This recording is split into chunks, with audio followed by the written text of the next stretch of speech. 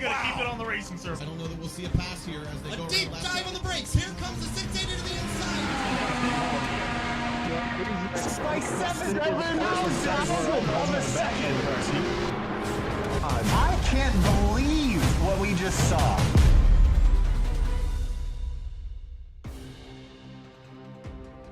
The Fuel Mission 22 Premier Series has traveled the country from coast to coast since the beginning of the year. When rounding out a schedule like this one, you need to pick a finale that challenges man and machine. This is no normal 1.5 mile track. The surface, sandpaper. The banking, just enough. The straightaways, wide and flat. On paper, it's just a cookie cutter. In reality, it's as much of a challenge as any other track on the schedule. Nick Johnson enters this race with a 16-point lead over Thomas Bressi, so unless things go awry in Windy City, he'll be just fine. But any wrong gust could blow away that championship lead, so we'll need to wait for all 134 laps before we crown anyone a winner or a champion. Welcome to Sim TV. My name is Kyle Heyer, joined by Finney and DeCuna. It has been a very long time since I've been here for the Fuel Mission 22 Premier Series, Finney, so thanks for having me back for the season finale as we begin our last event of the season, our 16th round, all the way in June after starting the season several months ago. Good to be back. We were just here on Saturday with Outsider Racing League. Lots of tire wear, lots of issues that we'll have to go over at some point today because this track is not as easy as it looks. No, it definitely isn't, especially for these drivers just throwing it around here. And again, for the final race of the season too. So even if you're not in the championship fights, the last chance to get a win until we have a break for a few months to come back for the B season later this year. So we got qualifying underway right now, and of course, as always, live timing and scoring is available at simtvbroadcasting.com/timing, so you can stay up to date with everything that's going on the racetrack right now. Qualifying, as I mentioned, underway. Chicagoland Speedway here, Finian. Not a very old track, constructed back in 2001. 4 turns, 1.5 miles of racing facility around here. The closest finish of IndyCar's history happened here in 2002 with a margin of just 2,400 thousandths of a second. So it definitely is conducive to very close to very fast racing.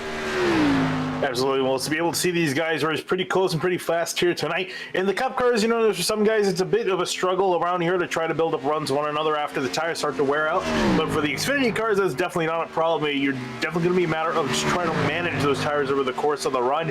If you're not, if you don't manage them well, you're going to be dropping back like a rock through the order. There's Riley Thompson's number 58 Simsa Esports car across the line. He will, for the time being, go to pole position with a 31.386. That's 3 tenths up on Michael Stroll in the number 8 car. But where is our championship leaders? Well, I know one of them is on the racetrack right now. That's Nick Johnson in the 28 Milwaukee Tools car. Pretty close to home for the sponsor this week. And Thomas Bressi, 16 points back from the points leader. He needs a really good night, and Johnson have a really bad night, but it's definitely not out of the question entirely. So he's going to fight tooth and nail all the way to the end. Yeah, absolutely. And correction to the number, I know I told you 16. It's actually 15. Now that I'm checking, well, I apologize. I don't know if that 1 point's. I shouldn't say that. Maybe that 1 point will matter as Bressi comes out of turn number 4. But either way, it's about half the grid that Bressi's going to have to beat Johnson by tonight in order to take that championship. So there's a lot on the line tonight for Bressi and for Johnson. He's just got to have a really good night and make no mistakes. Yeah, and absolutely. And I think one driver too we need to highlight is Colin Fanbro, because you don't, again, you were away for quite a while. The last 3 races when we started this playoffs, he finished from the last race to the start of the playoffs, finished 3rd, 2nd, and 1st. He's been on an absolute roll once these playoffs started and the points were reset. He clawed his way up from pretty much the back of the playoff grid to near the front, and unfortunately he needed a really good round to try to make up points on Nick Johnson at Phoenix. Didn't quite get that, even though he did still finish in 3rd. I think for him, if he can get a championship, I think he's going to be trying to just get a win to wrap up the season. And he was talking about it in interviews before. The earlier part of the season just did not go his way again, but just really strong showing in the later part. Well, Riley Thompson stays P1. Wow, look at him fly up against the turn 1 wall. This racetrack, Finney, we talked about it briefly in the beginning. 1.5 miles. The banking here is not super extreme. You see Thompson get into the wall at the exit of turn 1 and 2. But there's a lot of unique parts about this racetrack. The back straightaway curved all the way down. If you're following in behind someone, that makes a tough sight line to see where you're going. The banking. You can run multiple grooves at this racetrack. I'm not sure how much we're going to see multi-groove tonight with the track temp dropping probably near ambient. We're still 3 degrees away from it now, so I'm not sure we're going to see that second groove open up, but maybe, just maybe, that middle groove might be an opportunity to at least defend your position. Yeah, I definitely think we're going to have a shot of seeing that. And even who knows, again, we're still keeping optimistic about seeing that high line come into play, especially once the tires wear out. And that's really where we're going to start to see these guys migrate from the de facto, best line being the bottom. They may start searching for grip. And that's going to be another thing, too, is not keeping yourself just in the same lane. You're going to want to try to just play around and search for a grip and trying to see where the fastest lane, because that's going to change over time. Well, it looks like Riley Thompson and Nick Johnson are going to share that front row, just about 18 thousandths of a second between them at the top of the board. It's going to be a close one, 134 laps as we head down to the grid here in just a moment. And we'll roll through your starting grid once more. Again, if you have your another tab available that you're watching, you can head to simtvbroadcasting.com/timing to follow along in real time. And again, the fuel finale, the points leader, Nick Johnston, by 15 points. It seems like a lot, but it could go away very quickly with any sort of drama throughout this race, especially if it's early in the race. So we'll head down now to the starting lineup here, and we'll roll through our field as we start off on the first row. It's going to be Riley Thompson in the 58 Simsa Esports car right alongside Nick Johnson in that beautiful 28 Toyota Supra.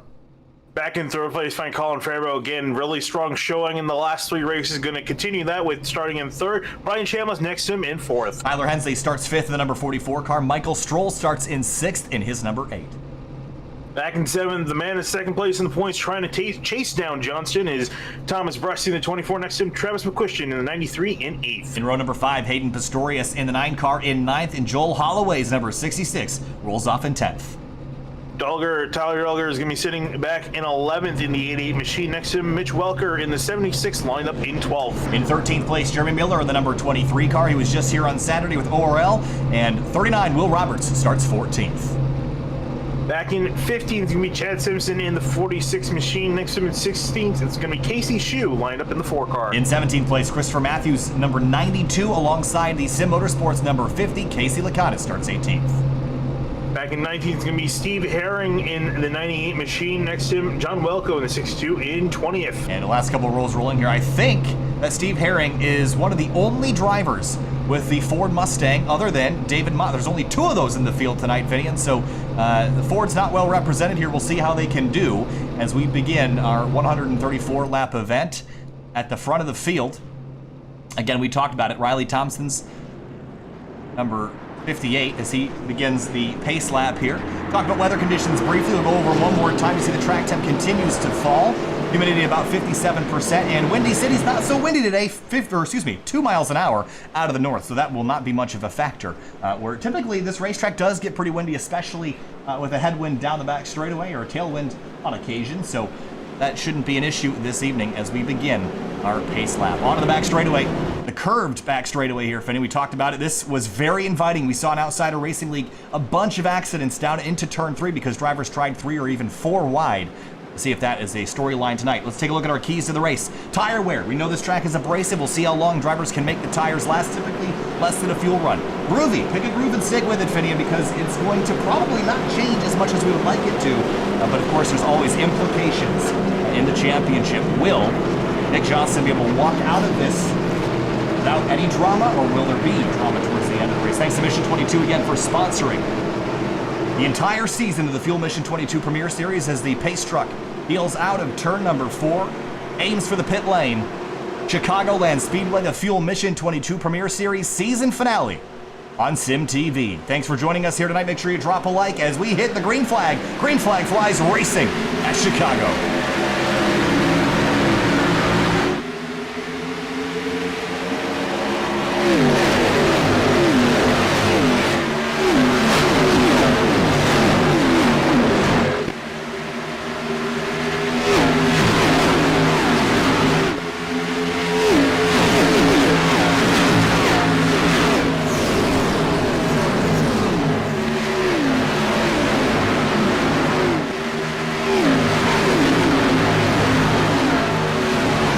Lap number 1 complete. Riley Thompson leads the way. A little bit of 3 wide in the middle of the field. There's Hayden Pistorius following all of it down into turn number 1. Gonna have a look underneath. Thomas Bressy, who's second in the championship. He needs a flawless night because if he makes a mess of himself tonight, no matter what he does, he cannot win the championship. Yeah, absolutely. And again, you might be thinking he's quite a bit of ways out in the points. Again, anything can happen, especially to the 28. You can ask him. A lot of things have gone wrong for him in this playoffs. He's still done pretty well, so you can't rest on just being back there. He's got to move himself up, and he's already trying to make some inroads on that outside groove. Question number 93 rides in 5th place right now. Stroll right behind him on the inside lane, going to try to pull down to the bottom groove. I think just like Martinsville, it's a very different profile of racetrack, but in the early going, I think the bottom's the place to be until we get some tire wear. Later in the run, he might be able to experiment, but Riley Thompson, no experimentation needed. He leads the way into turn number 3. Absolutely. I'm actually seeing Bressy. He's still holding a groove up. He's actually able to get some pretty decent runs out of the corner and still made some decent corner speed in the middle. And you can see him, he's just been able to work around the 8 of Michael Stroll, and we'll get that spot.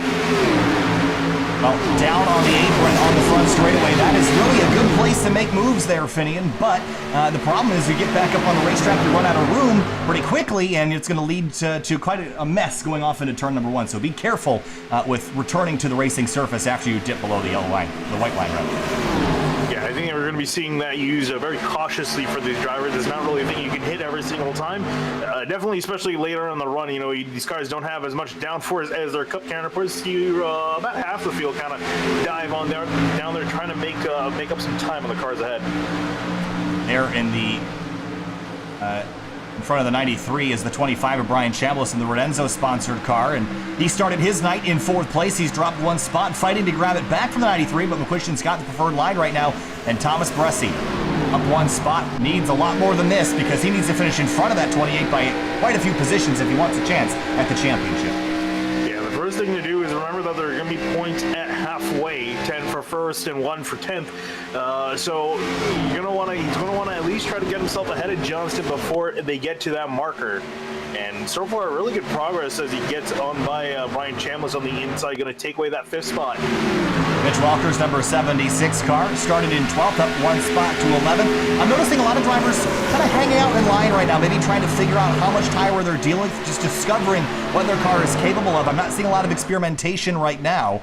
I don't think anyone's really got the will or way to do that. They just want to see how much tire wear they're going to have at the end of this first run, and then maybe they'll get creative. Yeah, absolutely. And again, we are going to get our run in. These guys have been really good when it comes to green flag runs, especially at least in the first half of the race. We've kind of seen some stuff, what we've seen in Outsiders on the first half be extremely clean. Second half leads into a little bit of chaos. So these guys might want to be patient here, not burn up their stuff too early. I think that's always a concern at these abrasive 1.5 mile racetracks, is that you use too much of your tire early in the run and you just burn it up and you drop seconds off the pace. We're already seeing lap times 6/10 off, at least for the race leader, what his best lap was. We're only 8 laps into this race, Finian, so the tire wear is going to happen very quickly. As you see in the background, Joel Holloway running a little bit wide. That's Miller on the inside, grabbing 11th place away. They're going to get really tight at the exit of turn 2. Still right down to the back straightaway. Holloway trying to get clear of that 23 car. Can't quite get it done. Miller now going to go back to the bottom as Holloway goes way out of the groove. Whoa, and some smoke in front of him. I think it was just maybe some net code, perhaps, but that was always a scary moment, even for the drivers. If you're following someone, you see a puff of smoke, you're not really sure where it's coming from. Up at the front of the field, Nick Johnson has begun to run down the race leader. That gap was about a half a second. It's come down to about a car length and a half. As you see behind him, a 3-way fight for 3rd place, led by Fambro. Yeah, and Johnson had a significantly faster lap than Thompson. Thompson really off the pace, so that battle starting to develop as we look at McQuistion and Colin Fambro fight it out for 3rd place, and then behind them, more battles midfield. Yeah, Holloway and Jeremy Miller almost got together. There was a 3-way fight at the exit of turn 4. Casey Shue, Roberts, and Matthews 3 wide for a moment, but for 3rd place, McQuistion's now feeling the pressure from Thomas Bressy from behind. Yeah, Bressy on the move, and I feel like his Achilles heel this season has been him burning up the tires too quickly. We've seen time and time again that he's one of the first drivers to be down on pit road when the fuel window opens up, and it really occurs when you start to move up the order quickly like this. And I'm not sure if this is too quickly or not as he goes to the inside way down to the grass to try to get past the 93. Here he comes right up against that white line, and the line sensitivity is going to be an issue tonight. If you run that bottom groove, you're probably going to burn up more tire than if you run about a half a lane up. We saw Riley Thompson running a lane up off the bottom of the racetrack, but that didn't work either because here comes Nick Johnson for the top spot. And we'll try to get a lane on by, and actually Thompson's gonna let the leader, let Johnson on by, who will now be the leader. So I think the 58 might be feeling he's burning up his stuff too quickly and just gonna not even fight it. Thompson looked like he was really struggling with understeer at the exit of turn 4. There's Tyler Hensley in the 44, started 5th. He's back to 7th, so he's going the wrong direction. About a lap ago, we had almost a caution come out between Holloway and Jeremy Miller. Yeah, those two have been at it since the drop of the green flag. Yeah, that could have been a disaster, but they're able to sort themselves out, but Holloway with some damage to the left rear of that car. Christopher Matthews and the 46 of Chad Simpson going to take advantage of that situation. Whoa, the 93 a little bit tight out of turn number 4, and Hayden Pistorius has a big run. We'll see if he goes driver's right. That's a tricky place to stick the car into turn 1, but he's going to get there. Yeah, working around the outside lane hard to get done, but gonna potentially have a better exit out of the corner, but McQuistion looks like he's gonna get back clear. Pistorius off the corner, can't quite get it done. Pistorius now gonna have a run down the back straightaway. To turn number 3, not gonna be able to complete it. Hensley drives in deep. Oh, here comes the 25 of Chambliss, gonna shove the car in a hole that almost didn't exist, and he'll get through Hensley as Hensley smacks the wall at the exit of turn 4. Cost him a lot of momentum down the straightaway, and also again, you really don't want to be abusing the right side of the car. Well, that caught him by surprise, I think. I'm sure he'll remember that a little bit later. No brakes cut there by the 25 as they exit turn number 2, head down the backstretch. Pistorius up to 5th. It's behind Will Roberts. It's leading Jeremy Miller and Simpson, who are side by side. A little bit of sparks flying from the right side of the 39 into turn 3. And Roberts had a really good run last week at Phoenix. Here running about midfield in 11th.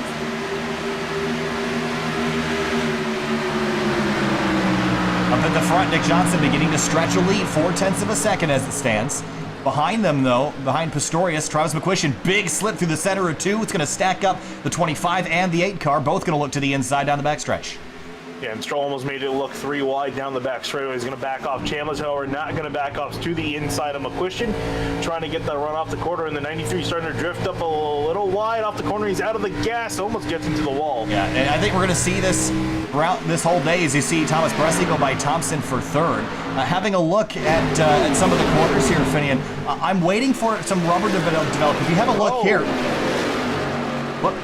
Sorry, no, I was going to say that Fambro caught up to Johnson after Johnson also hit the wall off of turn 4, so now Fambro's reeled him back in, and now these guys are about to fight it out. Well, does Johnson have any damage? It doesn't look very severe, but Fambro is there as we got a little bit of a stack up at the exit of turn 4 with Stroll, Will Roberts, and Chad Simpson side by side, but battles all over the racetrack as we head off into turn number 1. Fambro right on the tailpipes of the 28.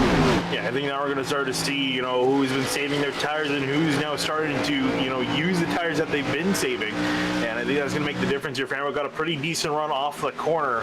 The question is, where is he going to go? Is he going to make a move to the inside or try to take it on the top side? Well, so what I was going to say here, Finney, was take a look at where the rubber is right now. There's only rubber up about a lane and a half. You need rubber up here if you want to be running that top lane. Otherwise, you're going to be having a really hard time to get the car to rotate. We've seen drivers struggle with understeer so far as Fambro goes to the bottom in turn number 1. Door gets slammed, though, as the 28 hunts for the bottom.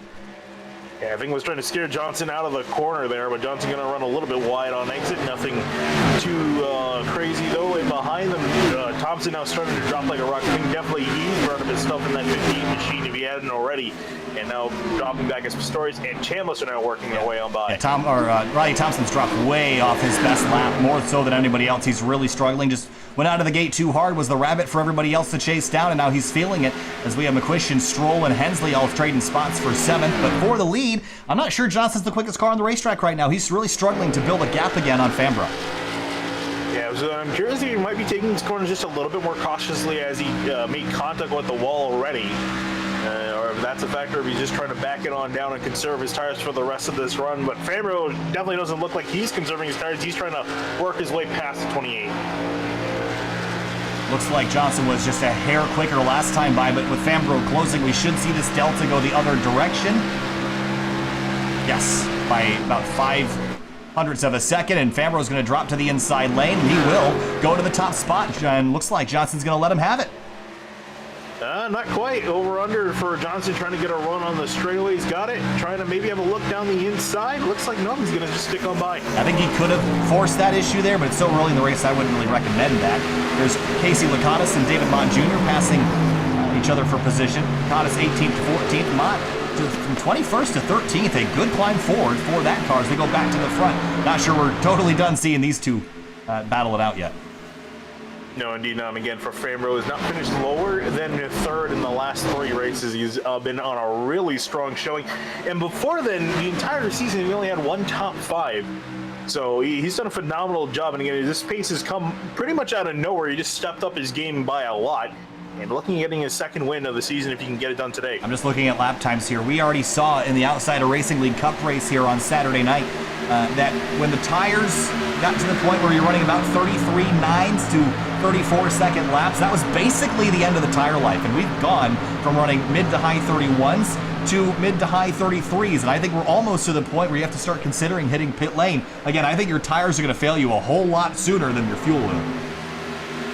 Yeah, absolutely. And these guys looking at the lower limit on fuel is about 54 laps. You're looking at about, your window being about 53 to 58 laps. That's when you're going to start to want to think about coming in for tires and fuel. Yeah, I think we're going to see pit stops probably around laps 40 to 45. That's where we saw them in the Outsider Racing League race, and that just split the event really into 2 or 3 even sections. I think that's probably the plan that these guys would like to do. But we'll see if they can even make it that far before their tires really start to burn out on them. So there is Tyler Hensley just completing a pass in front of Riley Thompson. So move him up, or back into 7th, I should say. And Fambro beginning to slowly stretch out a lead on Johnson. It's about 3 car lengths now as they exit 4. And I think the smart thing for Fambro is not even to try to stretch out the lead. I think if anything, just manage to keep the 28 car just a little bit in your mirror, not too terribly close to you. And I think he's going to be doing his job. Any way you can try to just make the tires go a little bit longer is going to play off a lot more. And Johnson, I'm just looking on the exit of the corner. He's about half a car length up, almost into the wall off too. So he's definitely starting to struggle. Hayden Pistorius feeling some pressure from Ryan Chambliss. This would be for 4th place. Pistorius started the night in 9th. He's +5. Chambliss is back 1.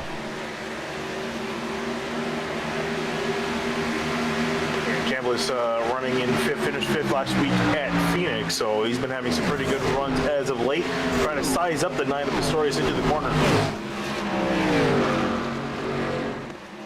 Taking a look at the weather information here. We've actually picked temperature back up in the racetrack.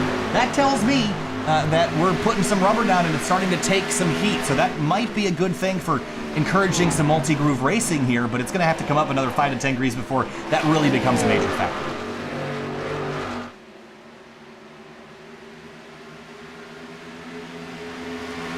Cole Holloway in 12th. Yeah, just almost got a piece of the wall as David Mott Jr. now trying to work around him, and David Mott has moved up. He's currently running in 13th, started back in 21st, so that Mustang's been moving up pretty nicely through the field. You can see right here on the back of the 66 that damage that he had with the contact with Jeremy Miller. And that's actually a pretty good place to have damage. That shouldn't affect you pretty much at all. But I also think he's got a little bit of right side damage from scraping the wall earlier. That we will feel, and that will affect you in your turn, and especially if you hit it more than once. You see him, he's going to gas it up a little early in the corner, being that outside lane, going to hit the wall again. That was a big hit that time. Yeah, and I kind of saw that coming. Yeah, I heard him get on the gas, and really, when you're on that outside lane, especially when you feel like your tires are starting to go, you have to be really patient. See him smacks the wall pretty hard. That's a pretty sizable hit there. We're right on board with him. He comes through 3 and 4, throttles up just a little bit early, and it just sneaks up on you right there. And it doesn't sound so bad, but it definitely looked worse from the outside. Meanwhile, for second place, battle starting to prove between Johnston and Bressie. Bressie is there on the 20. Ooh, Johnson gets a bit of the wall entering the corner. And there's no reason that Bressie should be racing Nick Johnston kindly. I think if he can force a mistake and force Johnston to damage his car, that would be the best thing to have happen. Also, Mitch Welker has retired. He's now 12 laps down. He kind of slipped out of our radar, but end of the day for him in 22nd. Yeah, not entirely sure what happened to him. Sometimes they just sneak out on you, Finney, and they don't ring the bell before walking out of the Taco Bell or whatever they do there. Yeah, but I think he might have had something to do. He just kind of pulled it off pit road. The car was fine. Oh. Ryan Chambliss setting up on Pistorius again. This battle has been sort of dormant for a few laps, but I think Chambliss has gotten a little bit more for Pistorius the longer we go in this run. He's been trying to size him up lap after lap to get this run in, and he's been trying to back up the corners like this, and you would imagine that this move would get a little bit easier as the run goes on, trying to just back up the corner and get a better exit. Thompson, big issue for the number 58. He's going to hit pit lane. Is this a tire failure here, perhaps, or just, I think he just hit the wall? Lap number 30 for the pole sitter. Let's go back and see how he found himself in this position. Was high in turns 1 and 2. He didn't hit anything. The damage was there before. He just kind of pulled it off. I think maybe he felt the tire starting to go. Yeah, you can see it right there in the middle of the straightaway, pulls off, so he must have felt something going. That's only at lap number 30, but he was also the one that we felt was burning up the tires the most. I've also heard issues. If we're using the normal fixed set for this car in this track, I believe, right, Finian? So I've heard issues, a lot of issues that this week, a lot of the Xfinity Series setups are actually cross-weighted backwards. So they're wearing out tires a lot more than they should be, and that might contribute to some very early pit stops in this run. So again, I don't think we're going to see very many people try to go past lap number 45. Yeah, again, I think that's the ideal number to go for. You're able to cut off one pit stop without having to go too terribly long on your tires. Well, Bryce, got really close to the wall off at turn 4. He's actually going to peel down low, try to get side by side with Johnston in turn 1. Yep, didn't slow him down any. Here he comes, big dive into turn 1 up underneath the 28 car. Oh, can he make it stick?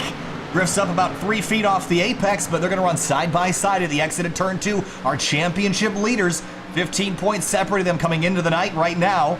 They're dead even, dead heat into turn 3, and Johnson is going to have to give it up. Wow, that was a fantastic done. I really didn't expect to see that coming. I don't think they're going to touch. Either. Oh. Was that a touch there? Oh, yeah. Oh, and here we go. Here's a battle between these drivers. And that was, they're definitely feeling a little bit of heat under the helmet right now. You don't typically get that close to somebody unless you have a little rivalry going. And Bresci... Oh, they definitely had it going between them. Oh, and what better way to settle it than right here, right now. Championship race. Not sure that Johnson will get much more of a say in it for now, though. Yeah, I don't think so. If anything, he's going to be slipping more and more back. I think Bresci and Fambro have done a pretty good job of saving their stuff over this run out of our leaders. Riley Thompson has been on pit lane now for a long time, nearing 2 minutes. I think that this car is probably done. Yeah, I was going to say, I pretty much agree with you there. So unfortunate to see that after starting on pole, remember, that 58 machine. Joel Holloway hits pit lane on lap number 34, so kind of the first driver without major issues to come down and sort of begin our pit stop sequence. We'll see if anybody else bites the bullet here shortly, but no one from the top 5 at least this time through. And look at Bresci. He's actually starting to close in here on Fambro across the line this time, a 33.6 to a 33.5. Bresci is actually maintaining his tires very well, which I heard you telling me before the race that this was a concern of yours, that Bresci wouldn't be able to keep the tires on the car, but right now he's doing the best of the top 5. Yeah, I was going to say, this is still surprising to me. I mean, at a few different tracks, at a few different occasions, he was, again, just the first guy to come down on pit road, just seemed to be pushing his stuff. He had a lot of raw speed, and especially earlier on speed, but I think now he definitely got the practice in at least to manage these tires, or he's been improved in some way, but he's done a fantastic job to stick up and even try to catch up to Colin Fambro. Will Roberts is going to hit pit lane. Michael Stroll will as well, the number 8 car, so they'll all come on down. Don't get pit road penalties. This is a very difficult racetrack to get to pit lane on, Finney. It's one of the farthest. This turn off the banking is one of the most intense in American oval racing. It is so hard to make pit road here if you're not thinking a corner ahead. So you can't make a last second decision here. Yeah, and especially when you consider the fact, too, that you're on old tires, you got to consider that fact as well. You're not fresh tires, they're on old tires, so you're going to have to slow down even more than you think to try to get down just off the banking. Fambro regained a little bit of time on Bresci that time through. McQuistion hits pit lane. Casey Lakatos moves up inside the top 10 with all these pit stops happening as the sun continues to set here in Joliet, Illinois at Chicagoland Speedway. And Johnson still hasn't left the rear bumper of Bresci that much. There's about 3/10 between himself and the second place runner-up in the championship. Yeah, was actually kind of starting to expect that Johnson would fall off a little bit more, but again, I don't think he would be falling off more. I mean, the man is in fact your championship leader here, and again, the favorite looking to take it home after this round is still got to sort himself out and make sure that Bressy doesn't run away with points, and make sure that he doesn't make a mistake, because if he does make a mistake, especially before halfway, his championship is going to be all but decided. A handful of cars have made their pit stops, about a half a dozen. You see Stroll out here on the racetrack right now. He is the first car one lap down, just blew by David Mott Jr. in Casey Lakatos in 8th and 9th. On those fresh tires, it's about a 2 to 3 second a lap difference, and you're going to feel that quite a bit. Again, I think staying out longer if you can is the way to go. The question is, how long can you stay out before you're going to start losing significant performance and maybe blow that tire out? Yeah, absolutely. That's going to be the big thing, especially as these guys are trying to push in more and more. And I think, again, they know the numbers. These guys aren't dumb. They know exactly more or less how much they need to go until they can make it, on 2 stops. A lot of the guys that have come down before, they're going to almost have to make it on 3, especially considering the tires are not looking to go the distance as much as they will like. Rambo and Bressy have essentially been matching each other's times. Bressy being a little bit more aggressive with the apron on the front straightaway, but 2/10 off the race leader that time through. Mott Jr. and Casey Lakatos, these guys having a bit of a scrap. Currently the battle for 8th place between these two. So 40 laps in, this is sort of where I would expect the leaders to start coming to pit lane. In the next 5 laps or so, I'd be really shocked if anyone went longer than lap number 45, but we'll see if anybody else peels off from the front runners. Not this time. So we had a pretty sizable group at pit about 4 to 5 laps ago, and everyone else is going to try to go 4 or 5 more, I guess. Yeah, and I think those guys that have come in, I think they're planning on cutting this into making a 3-stop race. That seems to be how the math's looking out for that. And everyone else is staying out. They're going to be, again, eyeing for around lap 45 to it on only 2 stops. We did see a 3-stopper attempted in the ORL race on Saturday. I don't remember that really totally working out. But I can't imagine it would. I mean, even with the lap times, especially at the end of the run, being really slow. I mean, these guys are running 2 seconds plus off the pace of their fastest lap. That's still not going to make up for the 40 extra seconds they're going to be spending down on pit road. Lakatos with a big run on David Mott Jr. Mott's going to stay offset on a lane into turn number 1. Tyler Hensley hits pit lane from 7th. To move the 44 to pit lane. And no surprise, I thought maybe the teammates would come in together, but I think they've elected to run different strategies tonight, very different point scenarios for both those cars, so I don't think they're on the same strategies this evening. Yeah, absolutely. And looking to see almost everyone else hitting it down at a similar time. Michael Stroll, they seem on the fresher tires blowing on by our leaders here. Trying to unlap himself. He only has another 1.5 seconds to go to be able to get there. There in front of them is, I believe that is the 4 car of Casey Shue, another teammate to the 2nd place driver in the championship. He's going to drive on by, unlap himself. He was actually 2 laps down. 28 coming down onto pit road, getting off the banking, and he's got to be really careful here. The last 3 races, he's had some sort of issue down at the pit road. Looked like he got it slowed on enough. Looks like he did, so no big lockups on the tires. Got it down to pit road speed. This is going to start what I would expect a cascade here. We're going to hit lap number 45, and this is where I would expect to see most of the top 10 hit pit lane. And I say most of the top 10 because we only have, make it 9 cars now that have not yet hit pit lane. Fambro, here he comes, race leader. And Bressy coming down as well in behind him. So of our top 3 leaders, so all 3 of them down into pit road. Nick Johnston a lap earlier, and I think that's going to more or less hand off the lead to that 28 car. I really like the 24 following the leader down. I like keeping him in your sights. I like staying on strategy with them. The other thing is that when you're following someone in like this, Finian, you can really be aggressive because you can see a moving target of how slow you need to be going, and you're not just guesstimating where your braking zone is. You can see the driver in front of you, and you can just get that extra 5 or 10% of braking performance just running up to their rear tailpipe. So for the drivers that have stayed out, they just want a caution. That would be Chambliss, David Mott Jr., and more. But Chambliss going to hit pit lane, going to swing around the outside. He'll make it into the box. That will put David Mott Jr. and Casey Lakatos in the race lead. Yeah, the big thing for anyone that is going to attempt to try to stay out as long as possible, try not to be the caution, and that's not just a mean statement. I think really with the tire or what we're seeing, you have a really high chance of blowing the tire, going any longer than you really need to, so that's going to be a bit of a concern here, but David Montague is currently the leader of the race. So, strategy by Nick Johnson put him in front of Thomas Bressi. No. Oh, sorry, yeah, put him in front of Thomas Bressi, but put him behind Fambro, which I'm actually kind of surprised by. Yeah, and Fambro came out way ahead of Bressi. Bressi's pit stop a 14.2. But taking a look at his time in pit road here, he spent 38 seconds, which is about 0.6 of a second longer than everybody else that came to pit lane. So he was really struggling, I think, to get on and off pit road efficiently and carry as much speed, maybe especially on exits. So looks like that's where he lost most of his time. Yeah, it did cost him quite a bit of time. You can see the gaps between our leaders spread out quite a bit on pit road. I think Fambro, again, just got the maximum entry in to keep the 20 in behind him as he's working through some lap traffic. And the 88 car is one of the drivers that has already hit pit lane, but is off pace in comparison to the others around him. There's the 64 of Randy Bader Jr. That was a little dicey there. Yeah, we're going to go 3 wide for a second, now back to 2 wide as Fambro going to blow by the 88 of Duggar and also Randy Bader Jr. through turn 3. Position you want to be in as a race leader, but he's on and through, so we're past the 1/3 mark of this race. Fambro continues to lead. So far in this race, he has led 24 of the 48 laps. Riley Thompson led 10 laps in the early going. He has hit the retirement button. Looks like he's done for the afternoon. Casey Lakatos out on the racetrack. He's going to stay second. David Mott Jr. has led 4 laps, and they stretch his tires out quite a bit.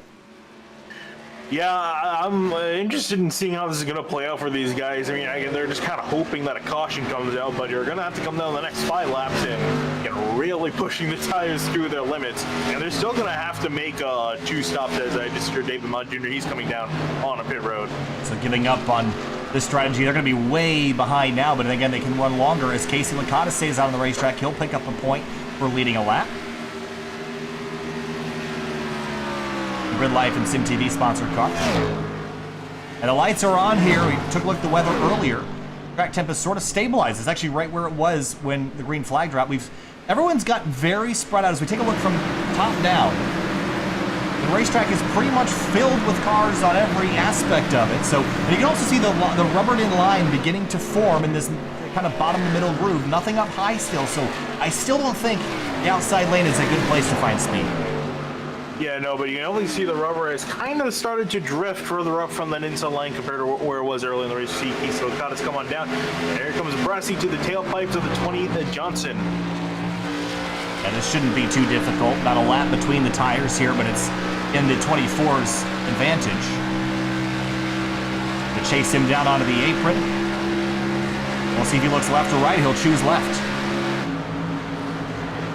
Diving into turn 1, and looks like Johnson isn't gonna quite fight yet. And again, I think this is smart for the 20. He doesn't need to be the 24.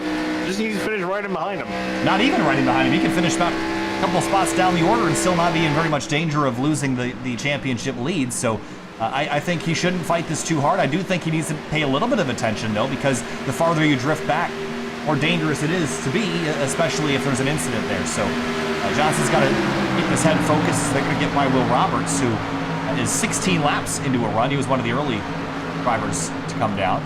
Considering he started back in the pack, if a caution came out now, this would still be a big net gain for him.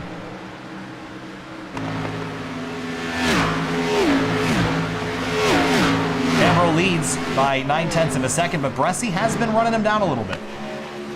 Yeah, this will be interesting to see. We saw that Bressi was starting to make some inroads on the last run to Colin Fambro, but kind of stalled out in behind, so we didn't really get to see if he could get back up. Now with some fresher tires, to see if Bressi can get the job done, sitting less than a second behind Fambro.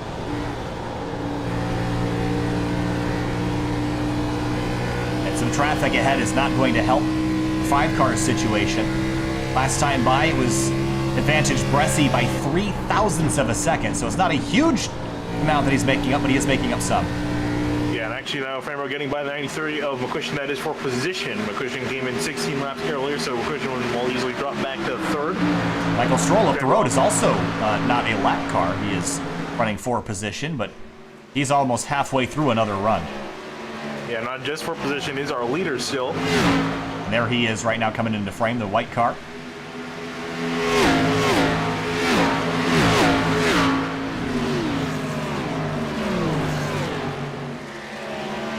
Rusty now behind McQuistion, gonna go, that's a really bad place to catch the 93, gonna go around the outside lane. It cost him some time there.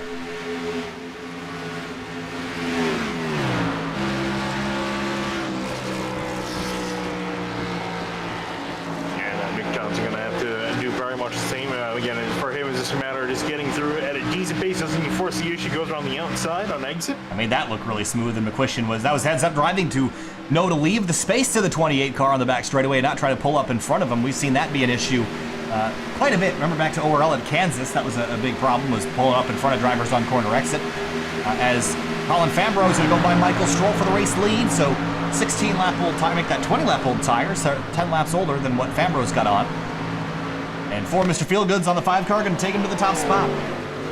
Yeah, again, and Stroll and Christian are drivers that are looking to be more on a 3-stop strategy. So that's why they got in. Again, were really able to capitalize on the fresh tires. Unfortunately for them, if a caution did come out, that would have been significantly in their favor. Fortunately, that's not how things played out for them, so they're going to start to slowly drop on back through the order.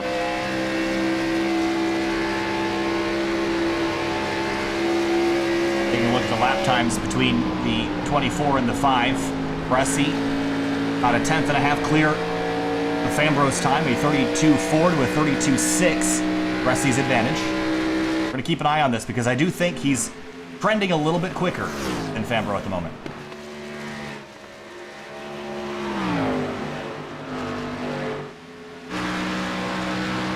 No cautions so far. Haven't seen anybody make a mistake big enough to spin a car out. And that time, Bresci, 32.8, lost a 10th that time through.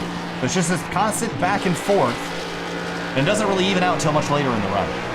Yeah, and I think as far as the long run pace, I feel like a 5 has done a little bit of a better job in this race between himself and Bresci. So if as the run goes on, it's I think only going to fall into the 5's favor. But we'll see if Bresci's got anything up his sleeve, and if he is starting to save now on some pace to show later on and try to catch back up to that 5. Nick Johnson just got around Michael Stroll. That's for 3rd. Stroll again probably aiming for a pit stop about lap number 65 to, or excuse me, lap 75 to 79. Be what I would expect him to hit pit lane, another 20 laps or so from now.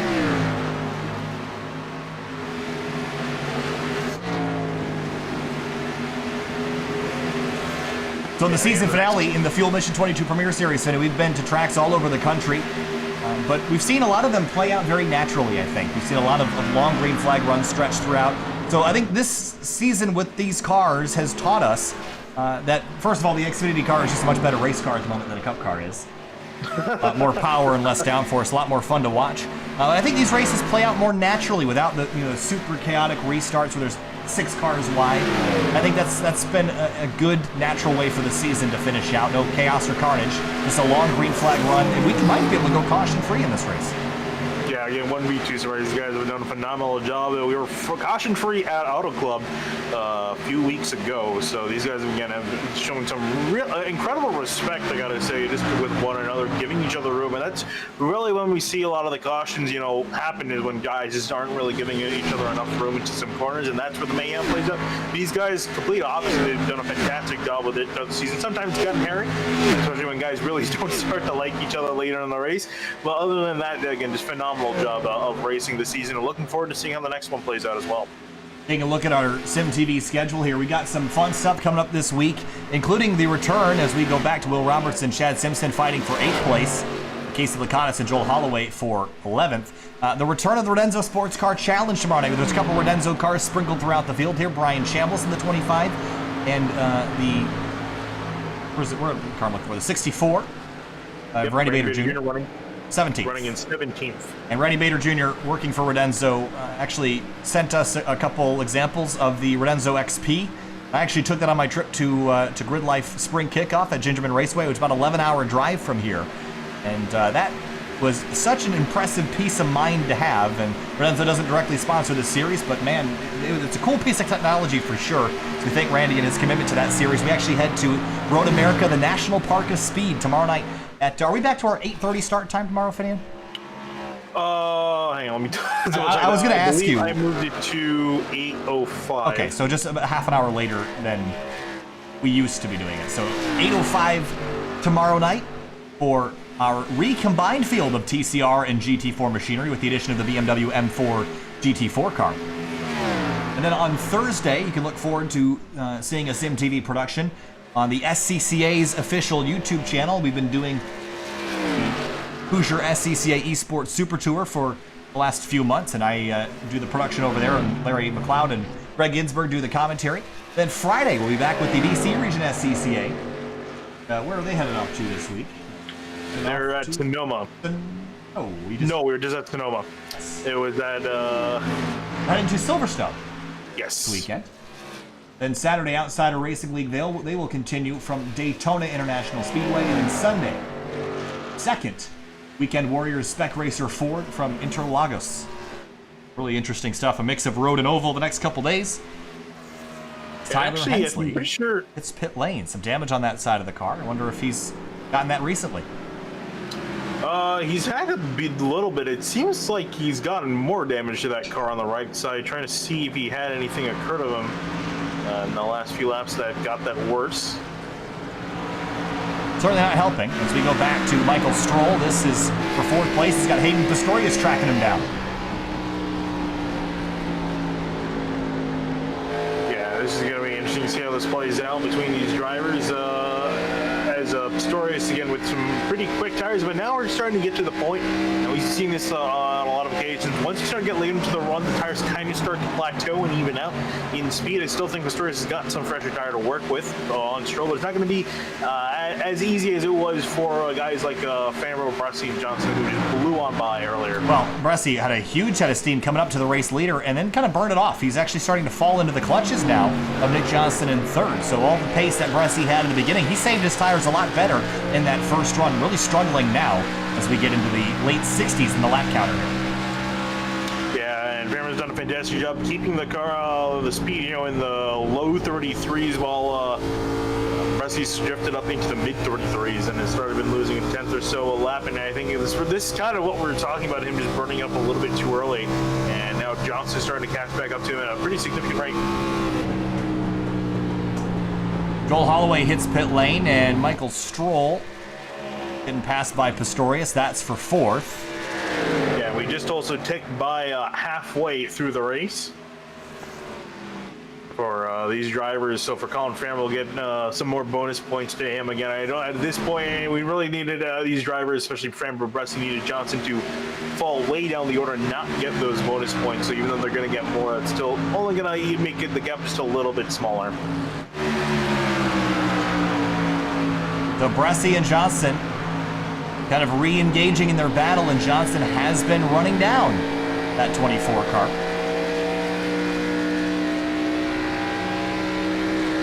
Curious to see how this is going to play out between them, because we saw Johnson, he tried to give a little bit of fight to the 24, but more or less it was pretty clear cut. Interested in seeing this battle is going to be clean cut, because the 28 is looking a lot faster. Or are we really going to have a battle on our hands? Cross start finish line to complete. Lap number 69 into turn one. Johnson's right to the rear bumper of Thomas Bressy. And I think he's building up a run now and just taking his time. Very easy at this point in the run to burn the rear tires off the car if you're not careful with your throttle application. But again, championship implications for Nick Johnson if something were to happen, but he has had a very clean race so far. Just a minor scrape up on the right side of the car. Again, if things finish as they are, it's an easy championship win for Nick Johnson, who has just had a very solid season. A few hiccups here and there, but still averaging a whole lot better than the rest of the field. Yeah, so you can see him, he's trying to get on by the 24, but I think, again, not forcing the issue. And the last thing he needs is to get into the 24 and wreck him, and then find himself with a points penalty. You don't want to have that in your last race of the season. Michael Stroll hits pit lane, so does 39 of Will Roberts. So we're seeing the field that are splitting it up into 3 stops. They're making their second stop right now. It's going to be another 15 to 20 laps, maybe. I would say probably closer to 15. Something major happened between the 66 and the 23. Again? Into turn 3, yeah. This was, I gotta imagine, this was definitely payback from earlier. This is almost the exact same wreck in turn 1. But whoa, the roll holy reversed. cow. Yeah. Wow. That was a big send there for the 66 of Holloway. Riding on board here.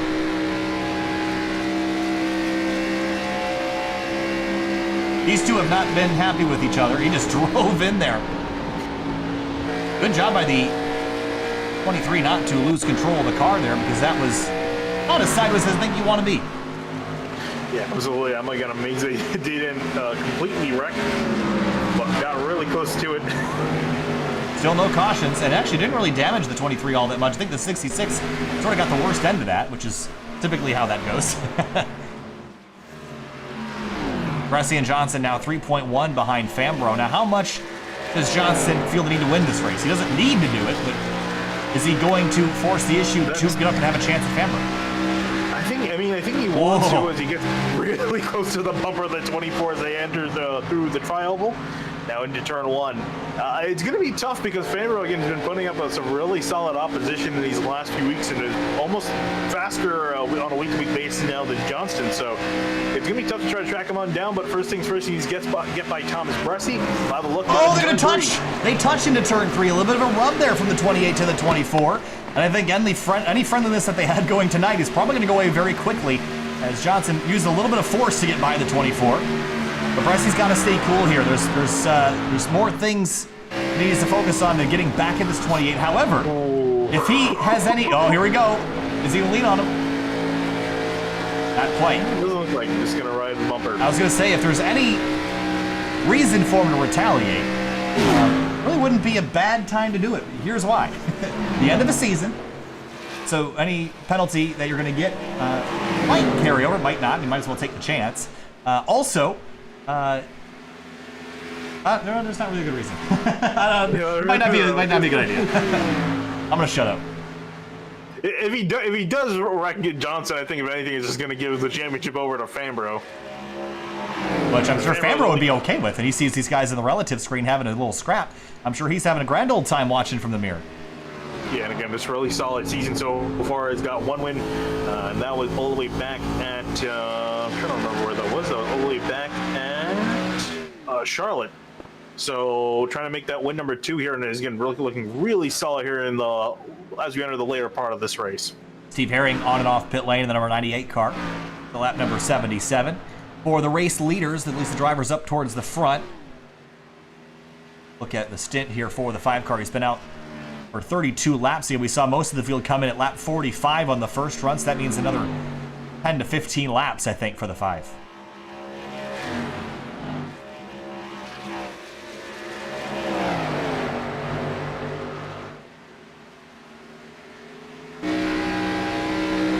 On the front straightaway this time through, completing lap number 77. Bressi, I think driving, you can see him sailing off to the corner. Hello, 8 car. There's Michael Stroll. And he is on fresh tires. Yeah, this is exactly what we saw on the last run when Stroll came on down. Did the exact same thing. Drove past Bressi, drove past Johnson. Is now going to try to catch up the Fambro to unlap himself. Yeah, I'm not totally convinced the 3-stop strategy is the way to go, Finian, but he's given it a try. I don't think it is either. Well, Bressi got really close to the turn for a wall. But yeah, again, I just don't think it's worth spending that extra time on pit road. Bressi got in the wall into turn 1. Got it pretty good, actually, if we go back and take a look. Here's a look. Just watch on the middle of your screen here. Just tracks out and just catches the wall on corner entry. That's a pretty hard hit there for the 24. Yeah, just mistimed it. I've seen a few incidents like that earlier. As McChristian blows on by.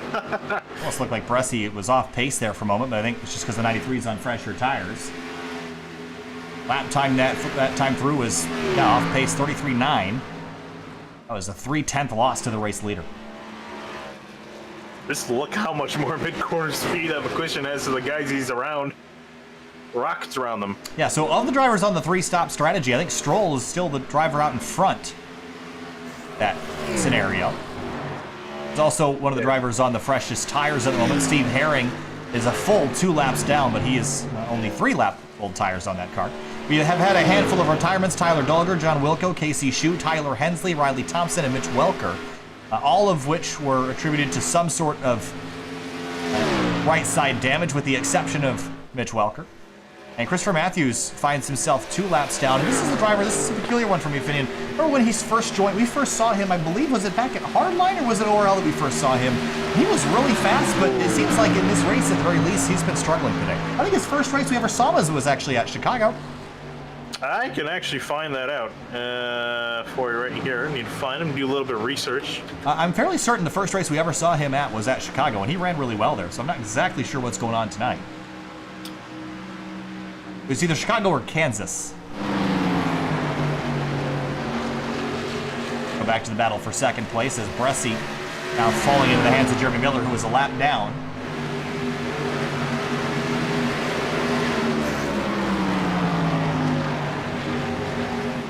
Fambro leads the way. The 93 McQuistion hard left out of turn 4 to effectively unlap himself.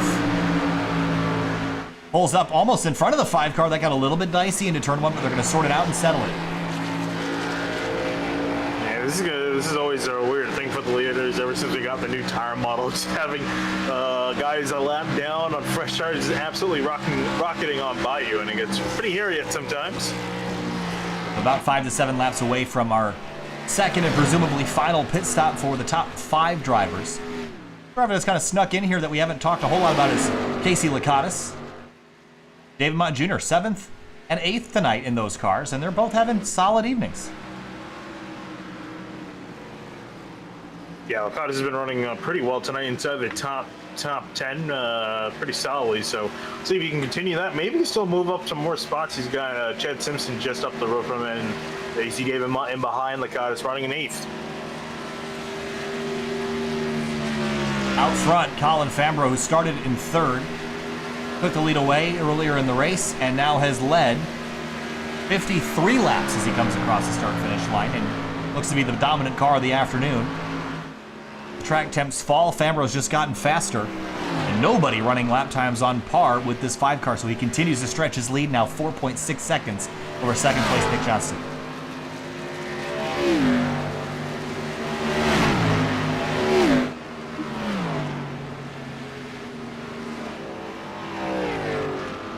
Whoa, Johnson almost got doored by Herring into turn 3. That got really hairy. Really herring. Yeah. As they enter turn 3. Someone had to make a bad joke.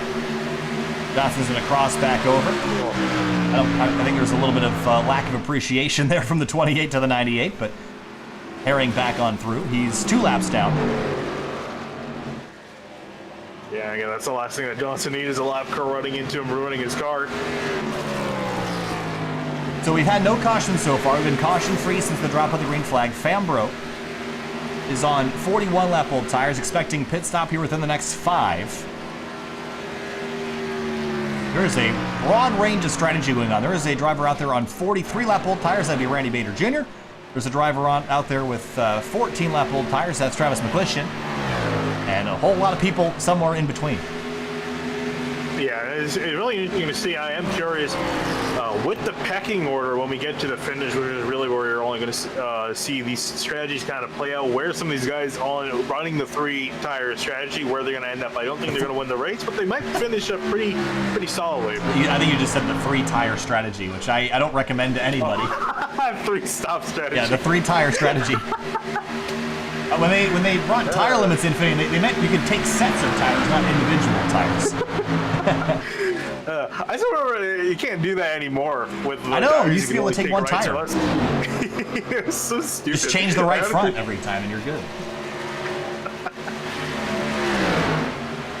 Fambro has been absolutely dominant and looks like he's going to hit pit lane. This is a little earlier than I thought we'd see him, but going to come on down and get it just slowed down to speed, and Johnson's going to follow him in. I think we'd see Bresci as well, so our top 3, top 4, maybe our top 5 coming in. Yep, Chambliss in the background as well. Yeah, not sure. I think the leader just coming in to say everyone else decided to come in on as well. And Chad Simpson is going to roll in behind, and Lakatos is going to stay. You just saw him, that yellow car rocking around the top of the screen, so he's going to stay out, take the lead of this race. Another lap, timing and scoring, as the rest of the field hits pit lane. So now, making sure you get this right and don't slide through your box. That's important. It looks like everybody's in. Colin Fambro is out. He's going to have a sizable lead, as we've seen. Johnson going to beat Bresci out again. Pistorius rolling out, Brian Chambliss as well. So these guys, as our leaders, complete their last stop of the night, or what should be their last stop of the night. Oh, you never know. We could get that late race caution. It's looking on like... Oh, Presley! He was almost the caution right there. He was sideways coming out of pit road. Here's a look. Woo, that was a... Whoa, he almost got himself a penalty as well. Very easy to step over that line. Here's another look. I'm trying to get a... That was the best angle we could have. So right on... As you see, that, watch the hands inside the helmet here, or inside the cockpit here. Back to the right. Slip, slip, slip. Because that blue line, you got to stay all 4 tires inside. Just makes it. I mean, I'm used to seeing him wheeling around the track, but not usually on the apron. So he did a great job holding on to it. That penalty would have been really costly when I had to come back down pit road again. So luckily, great job wheeling that thing to keep it down below the apron. As we enter our last 40 or so laps here, Casey Lakatos leads the way by 3 seconds. What he needs is a caution flag. And it is very unlikely that he could get one, although Bresci and Jeremy Miller, they just traded spots. So did Michael Stroll and David Mott Jr. And again, I just don't think these cars are quite on edge enough tonight to have anybody make a mistake on their own. So it would require a multi-car incident, which we've seen a few examples of, but we've been well behaved tonight. And I just think we're going to go all the way to the end on green.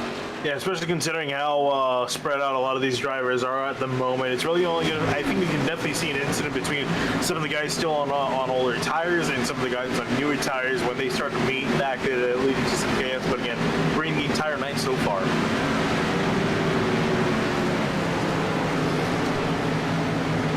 Fuel Mission 22 Premier Series from Chicagoland, the season finale. We're going to start up the B season. Are we just running this car again? What's the plan for the B season? I haven't really been paying attention. Yes, if I'm not mistaken, from what I've seen, is that we are going to be running the Xfinity car for the B season. I'll be starting at Daytona, July 21st. Okay, so it's really only about a month out. It's about 5 weeks out until we have the B season. So we have a little bit of a break before we pick back up again.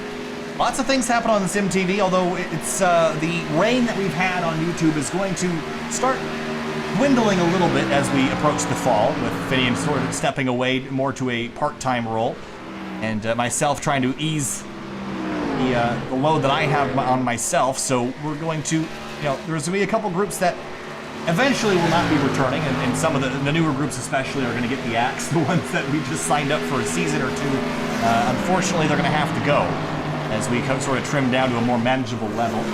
We're also actively looking for full-time commentators to come jump in the booth, and maybe if we can get some full-on production groups to take over for myself and Finn, we can keep some of the groups that otherwise would go, but it's not going to be quite the same as we sort of get settled. And then after that, who knows when it'll come back.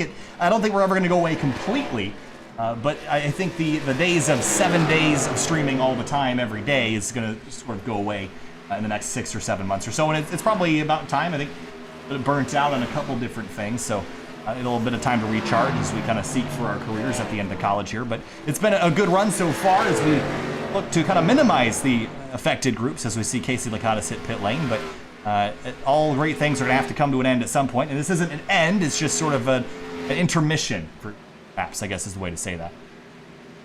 Yes, that's probably the best way to word that. Yeah, I don't think any of us are going away entirely. I think you're still going to be around at least once or twice a week. I will probably cut things down from 7 streams to hopefully down to about 3 or 4.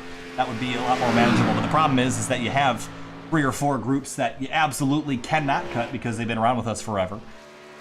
And another 1 or 2 that are professional relationships. So those will probably stay regardless. Working with the SCCA, Grid Life, that sort of thing. But it's just, I'm looking for a career in motorsport, so I'm kind of actively pursuing that. Kind of tossing and turning about a move to Chicago.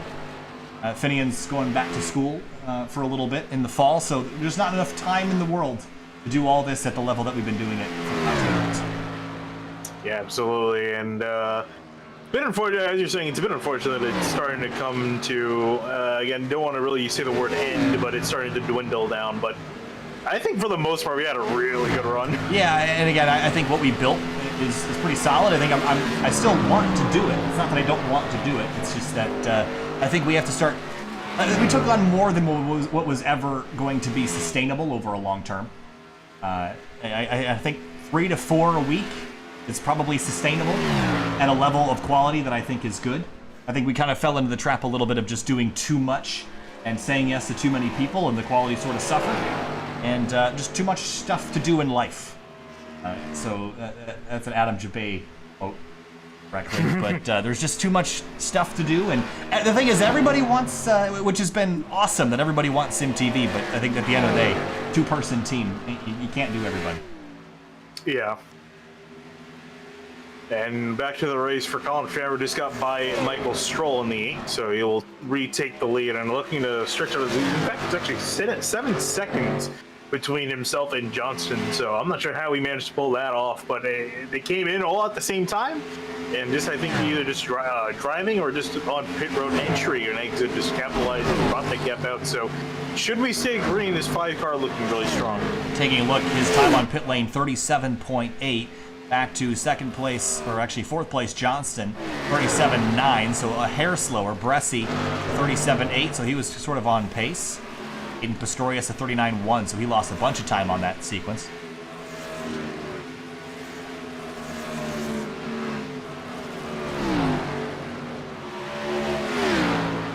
Getting down to the last 30 or so laps, we should be seeing that group that was going to make this a 3-stopper. They should be making their final stop here pretty much now. What I'd expect. Yeah, I'm looking at Michael Stroll, Travis McQuistion, as well as Will Roberts and Joel Holloway. Those guys are on that strategy, so they should be stopping in the next 5 laps. Looks like Casey Lakatos and David Mott Jr., they're kind of on their own strategy, and sort of with Miller and Randy Bader Jr. as well. This is a 2-stopper, but they went a lot longer, so they're going to run this thing out to the end. The problem is that they're well behind the rest of the field, over a lap behind the leaders. So not going to work out for a race win, but both Lakatos and David Mott Jr. should end up in the top 10 as we see McQuistion hit pit lane for his 3rd and final stop of the night. Yeah, they're going to have significantly fresher tires than the other guys on a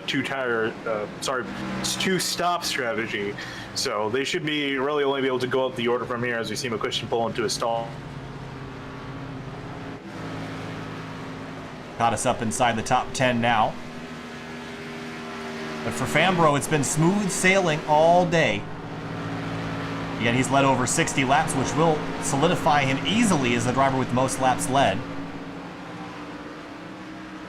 And you mentioned he's been on a tear lately. Only had 1 win on the season, though, back at Charlotte. What a way to round out the season with a 2nd win of the season.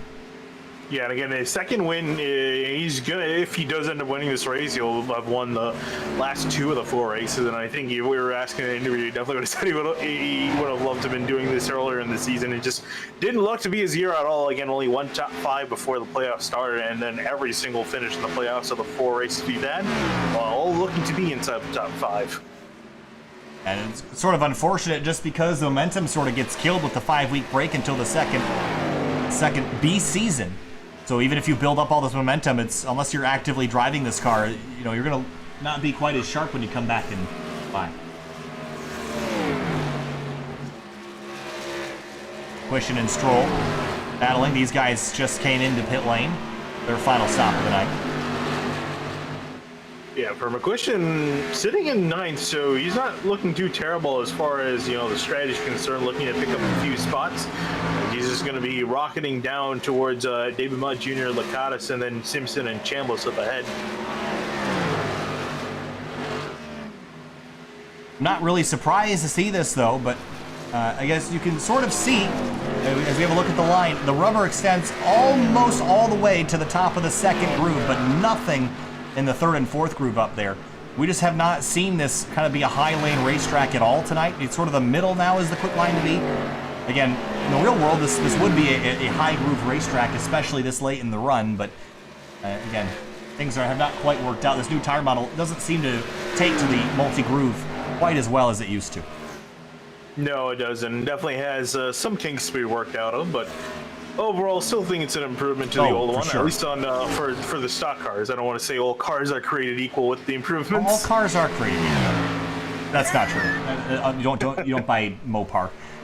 Through turn 1 as Fambro leads the way again by 7.7 seconds. Johnson 2nd, Bressy 3rd, Pistorius 4th, Brian Chambliss. This is a good night for him back in 5th place. Yeah, we haven't really talked a whole lot about him this race, but it's been a really solid night for that 25 machine. And hasn't been setting the world on fire, but it's just been nailing it, especially in the last 4 races. Solid tops. Has not finished lower than 6th, so it's been really consistent as of late.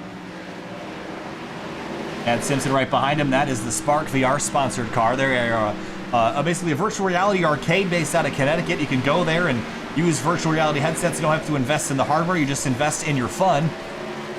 Been a good partner here on Sim TV with the Coca-Cola of Kokomo Elite Series, as well as here in the Fuel Mission 22 series. And I'm hoping that things are getting back to normal there for them, because as with any business that requires physical customers, pandemic has sort of not been kind to those sort of businesses, so I'm hoping that they're doing all right.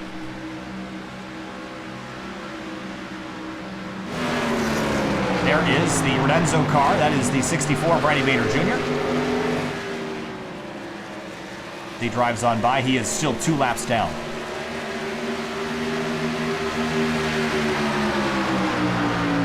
Yeah, I think it's one of those drivers as well looking to be going on 3 stops. Oh no, sorry. Yeah, Bader's only done 2. Yeah, he's only done 2. Most recent stop 11 laps ago, 14.7, so 4 tires and fuel on that car as he works his way towards the end of the race. But Nick Johnson, he is just about 25 laps away from a championship in this series. You see the rookie stripes on the back of the car, the Project 2 Supra.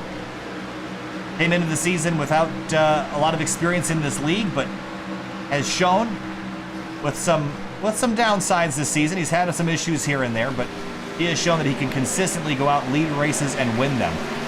And he's 24 laps away now from claiming his first Fuel championship. Yeah, what a solid job done, too. I mean, we knew he was a really good driver in the IndyCar series, and to jump over to this, and again, you can ask Danica Patrick, it's not easy to jump over from that one thing from IndyCars to stock cars, but Johnson making it look seamless and looking to win again, as you're saying, in his first season. And for Thomas Baresi, I think there's definitely takeaways from this season, but this is the most competitive he's been in a while. So I think he's going to feel really good about this season. I think he would have liked to have won, as everybody would. But again, I think he'll look back on the season, and he's collected a couple race wins, Finney, and so it wasn't all for naught.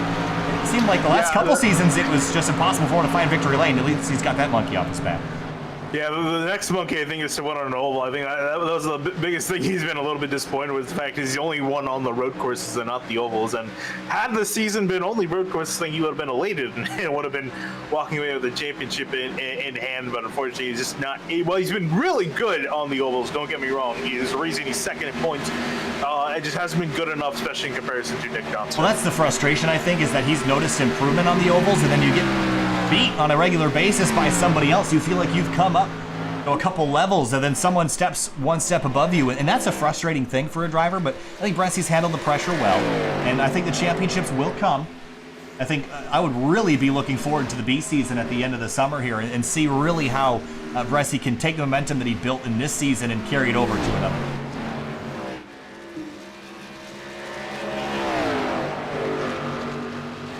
Michael Stroll and David Mott Jr., this is for 9th place on the racetrack. And Casey Lakatos, we talked about him earlier. His car's coming off the pit lane. There's Lakatos there. He's about to go a lap down.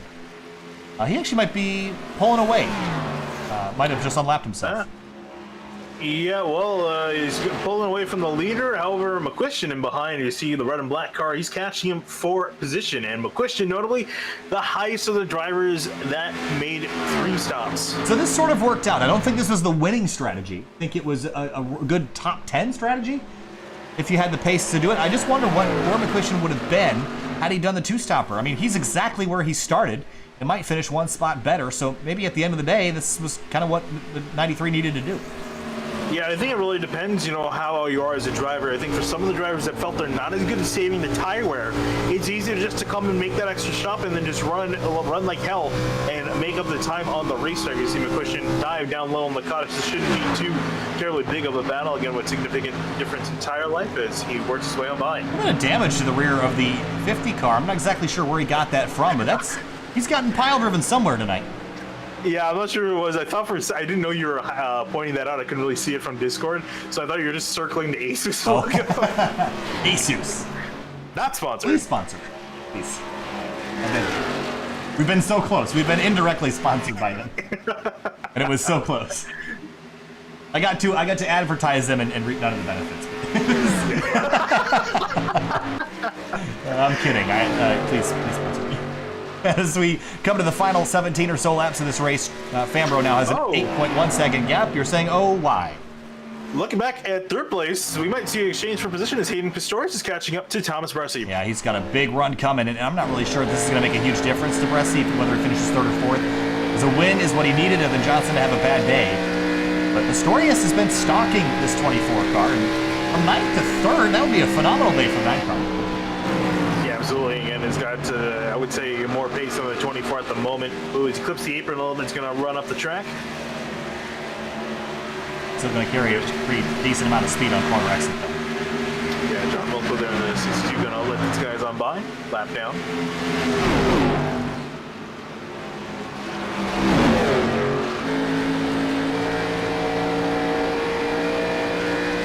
Well, the lights have come on here, the darkness falls, and the sun is set on another season of racing here in the Fuel Mission 22 Premier Series.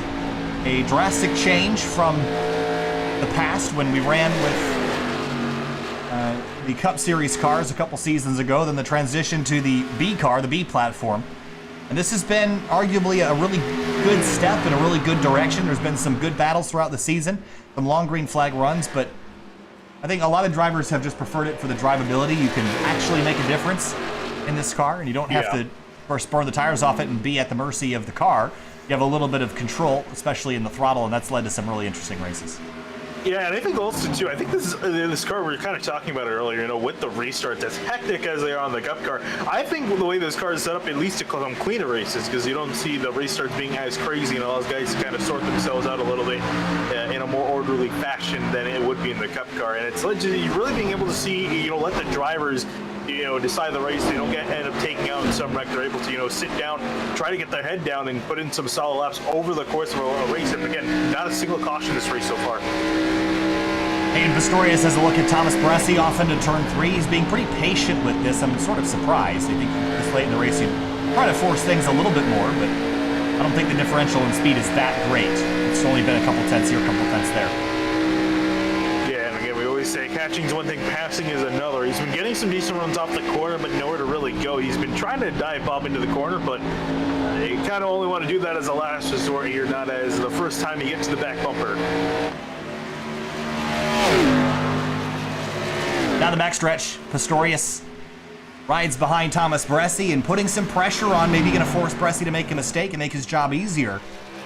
People have been really hounding Bressi tonight. They've been all over the back bumper. I cannot believe that back bumper isn't totally torn up after how many cars he's had right there. We've still got over 10 laps to go. A lot of things can happen here. Hayden Pistorius gets awfully close to that back bumper into turn 1.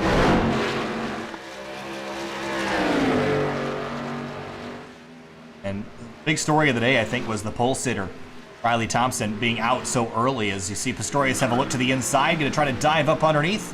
Bresci's going to leave him about a lane and a quarter. They're going to both fight to get back on throttle sooner than the other as we come now to 11 laps to go. Side by side for third. Yeah, we're going to drag race down the front straight for these drivers. Pistorius looking to have the better line down into turn 1. Bresci's still going to try to fight on that outside, which has not really come in a whole lot. He's going to try to gas it up early. Is not quite clear of the 9. He's going to have just a bit of overlap and a run down the back straightaway. You can see just how underneath, scoring pile on the 24 car underneath the rear suspension. Great shots there by Finian as we come through 3 and 4. Bressi is right on the tailpipes of the 9. Can he cross him over on corner exit? Here he comes. Is not quite able to cut him off here, but not enough of a run for Bresci. He's actually going to have to fall back in line with the 9. Coming to 10 laps to go, as Casey Lakatos now has Michael Stroll to deal with. That's back for 8th place.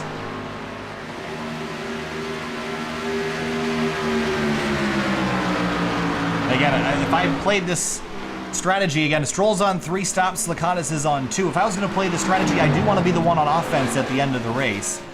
Stroll's the one on offense right now as we go back to Pistorius and Bresci because Bresci has a look to driver's right.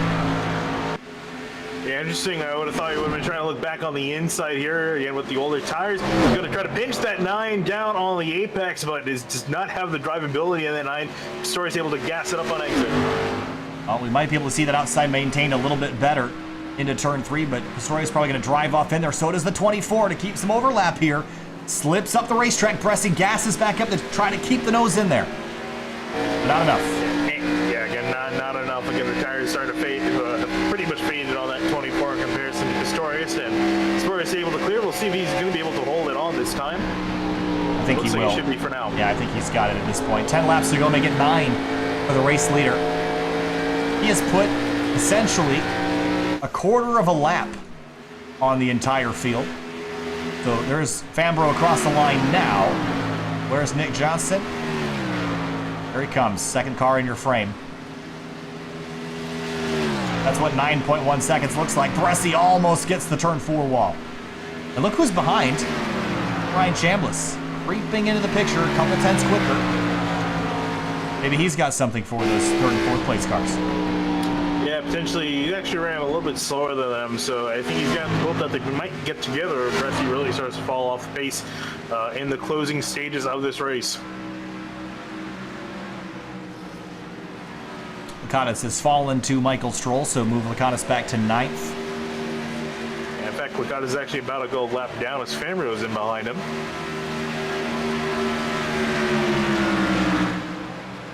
Half a lap away, our 3rd and 4th from the race leader. And Fambro has been pretty much flawless tonight, Finian. Absolutely no mistakes. He has now led 87, making 88 laps as he comes out of turn 4. And here's the funny thing too, purely based off the 4 races in the playoffs, Fambro's had better playoffs than Nick Johnston. However, the big deciding factor was when they came in and when the points were reset, Fambro was pretty much dead last in the playoff grid. So he drove fantastically, but again, the way they came in, I'm sure he's going to be shaking his head just a little bit if the earlier part of his season just went a little bit better. He could have been taking over the championship right now. Well, that's the frustration that you look back on the season and you think, where could I have been better? And usually you're saying, well, I had a great season and I fell apart in the chase. Well, for Fambro, it needed to go the other way around. You needed to run a little bit better in the rest of the season and carry a lot more momentum into the chase.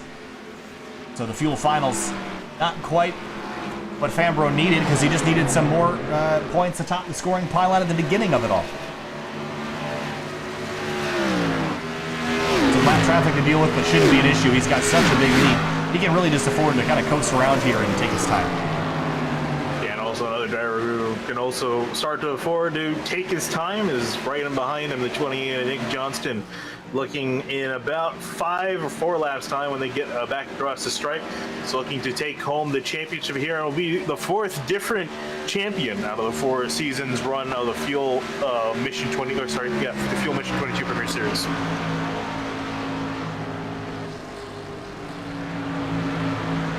So only now a few laps left to go in this race. Colin Fambro will be coming to 3 laps to go next time by.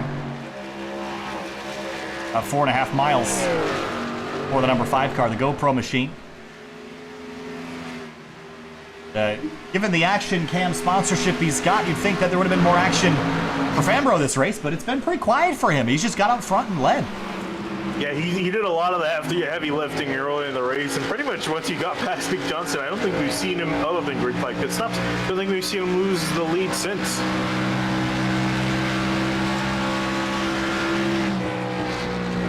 Randy Bader Jr. a little bit high in turn number 3. That's 15th place. That Fambro is putting a 4th lap down. There was only 8 cars left on the lead lap, and that one of them is Michael Stroll, who's right in front of the race leader. 2 laps to go, 3 miles left. And Nick Johnston, as the rookie in this series, I think the pressure is beginning to lift off the shoulders. All the work that he's done, all the mistakes that he's had to overcome. He's 3 miles shy of picking up a championship. Up ahead, David Mudd got a piece of the turn 1 wall. That would have brought out a caution. That would have made things interesting. Side by side for Stroll. That's the 23 of Jeremy Miller, who's a lap down, not for position here. And now the white flag for Colin Fambro. We are guaranteed to have a finish under green flag conditions. Could have been a championship winner, but Could have, would have, should have. It's still going to be a second race win of the season if he can complete this lap without any dramas. And what a season it's been for Fambro in the number 5 car. GoPro and Toyota Supra on that machine. Through turns 3 and 4, Windy City. Chicagoland has been sweet to several, but for Colin Fambro, turn number 4, the end of the season, the last race at Chicagoland Speedway goes to Colin Fambro in the number 5, and for Nick Johnson, in his rookie season in the Fuel Mission 22 Premier Series, he comes out of turn number 4, and the rookie in the Milwaukee Supra, he wins the 2020A Fuel Mission 22 Premier Series Championship.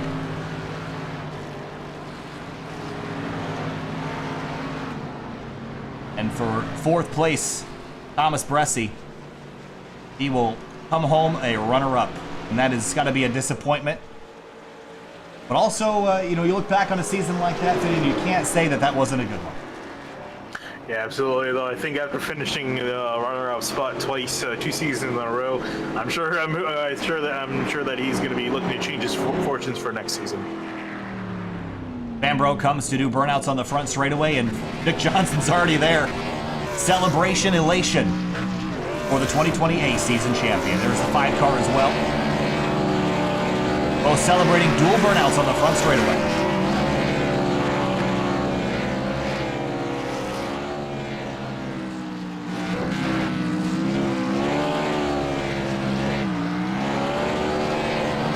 And for Fambro, his 2nd win on the season. Gotta feel good. A lot of Toyota Supra representation in this series. One takes home the win, one takes home the championship. Here's a look at the race results. Colin Fambro out of Carolinas. Look at that, Carolina, Canada. Your top 3, Hayden Pistorius comes home on the bottom step of the podium. Then Bresci out of Pennsylvania, Chambliss, Simpson, McQuistion, Stroll, Laconis, and David Mott Jr. Rest of your top 10. Good showing by some of the ORL drivers in this field, with Chambliss, Laconis, and David Mott coming home in 5th, 9th, and 10th. Roberts brings home an 11th. Randy Bader Jr. back in 15th. And for a couple drivers, Riley Thompson, the pole sitter, that's a disappointing day for him, Finian, 21st. Yeah, I really was expecting him to, be a contender and get his 2nd win of the season, but unfortunately wasn't meant to be. We're going to step away for just a few moments. We're going to talk to your race winner and your champion here in just a few minutes. Stay with us.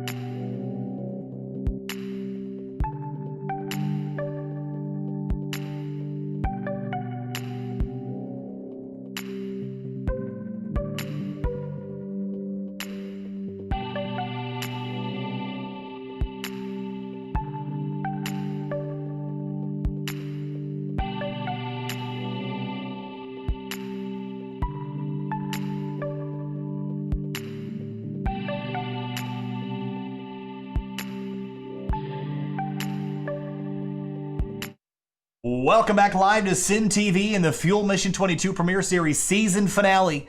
Here now with our runner-up in the championship, 4th place in the race, Thomas Bresci in the number 24 Exalta Chevrolet Camaro. Thomas was not a championship, but there was a lot to be learned from this season, and finally breaking through to get your victories that you were so long deserved.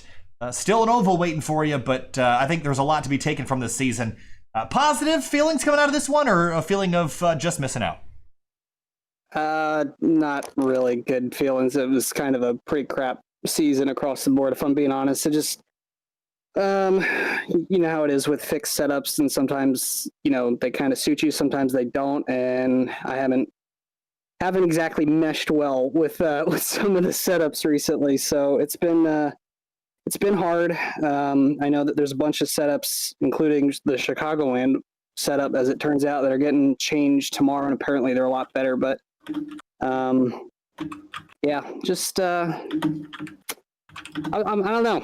I'm bummed, but I can't say I'm surprised. I wasn't really going into tonight or even really last week thinking there was much left in it after Auto Club and finishing as poorly there as I did. But just try to get what you can all year, and it just came up short. I don't even think I got second. I think Colin really got it. Me misspeaking there. That was third place in the championship for you. So I think that's got to be wearing on you a little bit as well. You come in, expecting to at least finish second. You kind of get edged out there by Fambro at the very end. So I think that leaves you with a sense of disappointment. But we do have another season coming up here in just about 5 weeks. So things that you learned that you can carry over, and how are you going to beat the 28 next time around? I find some secret sauce or something. I have no idea. Maybe be a little better on the tires. I thought I wasn't doing too bad tonight. Like the first run, I think for once in a blue moon, I was like actually probably the best car on the long run, which surprised even myself. But hopefully I don't have to worry about that as much with the setups next season. I can drive the car instead of it feeling like the cup car or worse. But it's what it is. It was a decent season overall. Just, got to give a shout out to my teammates, though, Tyler, Casey, and Joel, for just, sticking with it. I know they didn't exactly have the best of seasons, but, we're just fighting through it however we can. And, of course, congrats to Nick. He earned it. There's no question about that. And congrats to Colin on the win tonight. So we'll just give it another run next year, I guess. All right, Thomas Bressi, third of the championship, fourth in the race. Thomas, thanks for talking. We'll see you next time. See you guys. Now to our third place driver in the race, Hayden Pistorius in the number 9 car. Started in 9th in the race. Hayden drove all the way up to a podium result. You got to be thrilled with that race. But a late race caution is probably what you were hoping for at the end, to have at least a run at the top 2. Your thoughts on tonight and the entire season? I feel like I've had a pretty good season overall. Just I feel like I could have had a shot at race championship if it wasn't for the last 3 races. I've been terrible. I got wrecked in 2 of them, and I hit the wall, and my car was junk after that at Auto Club. So it sucks, but it feels good to walk out here with a P3 finish for sure. We start up our next season in about 5 weeks' time, and taking a look at the champ, come home unofficially in 6th place. So goals for next season, how do you think you can improve your performance to get yourself up inside the top 5 and maybe contend for a championship? Definitely, I need to do more practice. I need to run some B-fixed races possibly and find some pace there, because that's what I've struggled with all season long, is my long run pace has been absolutely terrible. But pretty much my goal for next season is to at least get a win, but maybe a few wins, hopefully, and have a shot at a championship for sure. All right, Hayden Pistorius, third place tonight. Hayden, thanks for talking. Congrats, and we'll see you next time. And now to our next. Colin Fambro, race winner tonight, second win of the season in your GoPro Super, your Project 2 car. You got to be thrilled with the ending of this race and also the ending of the championship. You moved yourself up into 2nd place, so you got to be really happy with that. Walk me through not only this race, which was relatively quiet for you, but also your season as a whole, and sum it up for me. Come on. Yeah, man, I appreciate it. We had a really tough start to the year. Felt like we were at the wrong place at the wrong time. Got caught pit cycles, the wrong end of that. And we just, no matter what we did, we just couldn't, get on the right side of it. And about Atlanta, about halfway through the season, I started to figure some things out, and then really found some good pace. And then it just kind of carried through. But tonight was great. I had to keep the car clean. Nick and Bressi both were really good. And I think either one of us 3 out front would have been really, really tough to pass. But once those guys kind of knocked the fence down a little bit there, it was just kind of allowed me to drive away. It was an 11-point differential for you and Nick Johnson tonight. As we look forward to the next season in 5 weeks, how can you get yourself 11 more points? Is there any one race that that's really just a slight difference. So, is there anything that you can do differently, or is it just a matter of circumstances to get those extra 11 for next season? Yeah, I mean, there's always room for improvement. I think I need to improve on the road courses for sure. But yeah, this just goes to show you can't have, the regular season that I had. I had tough luck at every turn and had a few rough races, and you just can't have that when you have such a tight points battle and only just a handful of races in the playoffs. You got to make the regular season count as well for those bonus points, and I just wasn't able to do that. So yeah, I mean, I'm looking forward to next year. I really think it's going to be a lot of fun. All right, Colin, congratulations. Nice run, not only in this race, but in the season. We look forward to seeing you again in the 2020 B season in about 5 weeks' time. Good luck to you. We'll see you there. Well, now it's time to talk to our season champion of the 2020 A Fuel Mission 22 Premier Series, Nick Johnson. It wasn't quite as cut and dry of a race win tonight. You ended up coming home second, 9.9 back from Fambro, but a championship in your rookie season in the series. You got to be thrilled with how this all turned out for you as you collect your championship here in the Windy City of Chicago. Oh yeah, it's great to come out with a championship. It was actually really weird go throughout the season to win 5 races, come in the playoffs and not win a single one of these 4 races. I was just the first 2 I made bad mistakes and kind of put myself in a little bit of hole. Or not so much a hole, but the lead that I had going in was gone. So coming to the final 2 races, I just had to be smart about it. And tonight was going to be better than it was. I knocked the wall down off of 4, with the car already being tight the way it was. Doing that just really killed the tire wear and killed the car. And honestly, Thomas had me covered until he did the same thing there about halfway through the race. And we all just kind of watched Colin drive away there.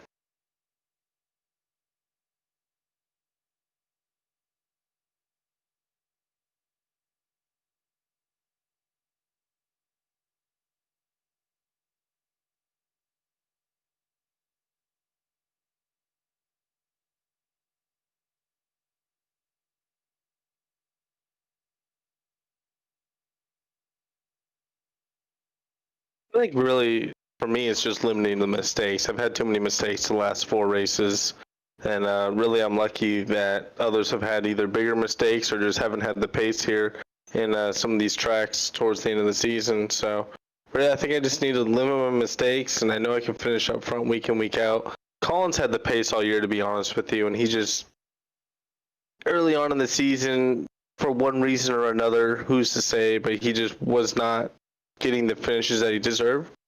But I think he really kind of showed his pace here these last few races, and he's been a force to be reckoned with.